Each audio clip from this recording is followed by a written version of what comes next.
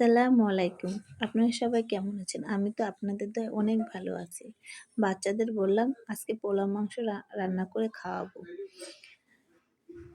বাচ্চারা নানুর বাসা যাওয়ার জন্য পাগল হয়ে গেছে। বললাম যেও না। এখন আমি তোমাদের পোলাও মাংস রান্না করে খাওয়াবো। বাচ্চা বলল ঠিক আছে তাহলে রান্না করো। এখন বাজে ঠিক 11:30। রান্না করে চলে আসলাম। এসে এখন আমি মাংস রান্না করতে চলে আসলাম। একটি কড়াইতে এই যে দারচিনি, এলাচ, গোলমরিচ দিয়ে পেঁয়াজ কাঁচামরিচ দিয়ে দিলাম। দিয়ে আমি এখন পেঁয়াজ কাঁচামরিচ নেড়ে ভেজে নেব। ভেজে নিয়ে আমি দিয়ে দিব আদা রসুন বাটা দুই টেবিল চামচ আদা রসুন বাটা দিয়ে দিলাম। ধনিয়ার ফাঁকি দিলাম, জিরার ফাঁকি দিলাম। দিব এখন মরিচের গুঁড়ো, তারপরে হলুদের গুঁড়ো, স্বাদ মতো লবণ দিয়ে মশলাটা ভালোভাবে ভেজে নেব। ভালোভাবে ভেজে নিতে হবে। নিয়ে পরিমাণ মতো পানি দিয়ে মশলাটা কষিয়ে নেব।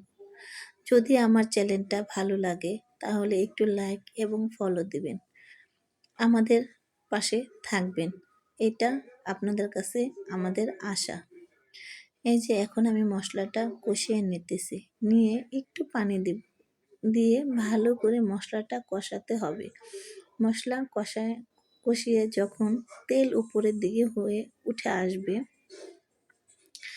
এই যে তেল উপরের দিকে উঠে এসেছে, এখন আমি দিয়ে দেব মাংসগুলো আমি একে ছেড়ে দেব। আমার একটা ইউটিউব চ্যানেল আছে, যদি ভালো লাগে অবশ্যই ওখানে ঘুরে আসবেন এবং ফলো দিয়ে লাইক দিয়ে আসবেন। আমার ইউটিউব চ্যানেলেও আপনারা যাবেন, আপনাদের দাওয়াত দিলাম। আমার চ্যানেলটাতে ঘুরে আসবেন, দেখে আসবেন। সবাইকে অনুরোধ জানাই। বছরের প্রথম দিন, সবাই যাতে ভালোভাবে থাকে এই দোয়া করি। সবার ভালো হোক, মঙ্গল হোক এই দোয়া করি। আপনারাও আমাদের জন্য দোয়া করবেন যাতে আমাদের সবার ভালো হয়। আপনাদের জন্য আমি দোয়া করব সবার যেন ভালো হয়। এই যে এখন আমি আমার ছোট ছেলেটা আলু খেতে পছন্দ করে, তাই কয়েক টুকরো আলু দিয়ে দিলাম।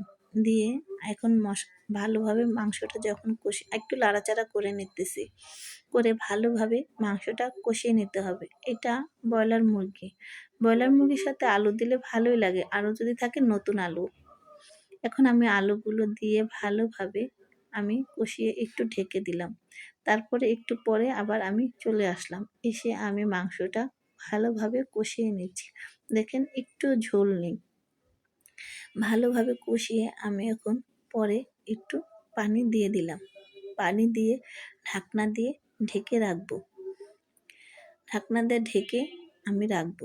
রেখে আমি অন্য একটি চুলাইতে চলে আসলাম পোলাও রান্নার জন্য। এখানে আমি 2টা এলাচ, 2টা দারচিনি, একটি তেজপাতা দিয়ে পেঁয়াজ দিয়ে আমি বাদামি কালার করে ভেজে নিলাম। তার সাথে একটু রসুন বাটা দিয়ে দিলাম। পোলাওতে রসুন বাটা দিলে ভালো লাগে খেতে, আপনারাও দিয়ে দেখবেন।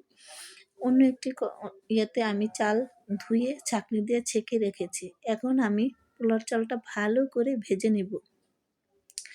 ভালোভাবে চালটা ভেজে নিলে পোলাওটা ঝরঝরে হয়। তারপরে আমি এখানে ওই পাতিলে ভেজে আমি আরেকটি পাতিলে নিয়ে নিলাম। নিয়ে আমি ভালোভাবে ভেজে এখন আমি পানি দিয়ে দিতেছি পরিমাণ মতো। পানি দিয়ে আমি এখন রেখে দেব বলক ওঠা পর্যন্ত। আর ওই পাতিলে মাংস রান্না হচ্ছে। এই যে এখন আমি একটু রেখে দেব বলক ওঠানো পর্যন্ত। স্বাদ মতো লবণ দিয়ে দিলাম। দিয়ে আমি এখন অপেক্ষা করব বলক আসা পর্যন্ত।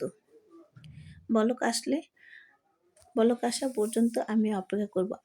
আমার কথায় যদি ভুল ত্রুটি হয়ে থাকে অবশ্যই ক্ষমার দৃষ্টিতে দেখবেন। এই যে আমি ওই চুলায় পোলাও হচ্ছে, এই চুলায় মাংস। এখন আমি জিরার গুঁড়ো দিয়ে ভালো করে নেড়ে 2 মিনিট পরে আমার রান্না হয়ে যাবে। জিরা ভেজে গুঁড়ো করে তরকারি নামানোর আগে দিবেন, খেতে খুবই মজা লাগে। এই যে দেখুন আমার আরেকটা চুলা এই যে বলক এসেছে। এখন আমি ভালোভাবে পোলাওটা নেড়ে আমি ঢাকনা দিয়ে ঢেকে রাখবো। এখন আমি চুলার আঁচটা কমিয়ে দিব আর ভালোভাবে একটু ঢেকে রাখবো। ঢাকনা দিয়ে ঢেকে রাখবো। রেখে এই যে আমার তরকারির কাছে চলে আসলাম 5 মিনিট পর। এই যে হয়ে গেছে আমার। এখন আমি চুলাটা নিভিয়ে দিব। অন্য একটি পাশে পোলাও যে বসিয়েছি, এই যে পোলাও হয়ে গেছে। দেখুন কেমন ঝরঝরা হয়েছে। গরম তো তার জন্য ধোঁয়া উঠতেছে। এই যে আমাদের ফাইনাল লুক। এখন এই যে সালাদ, পোলাও, মাংস, সাথে বেগুন ভাজা। এই যে খাবার পরিবেশন করব আমরা এখানে। আমরা নিচে বসে খাই। খাওয়া দাওয়া শেষ করে চলে আসলাম ছাদে। ধন্যবাদ সবাইকে। আসসালামু আলাইকুম। ভালো থাকবেন।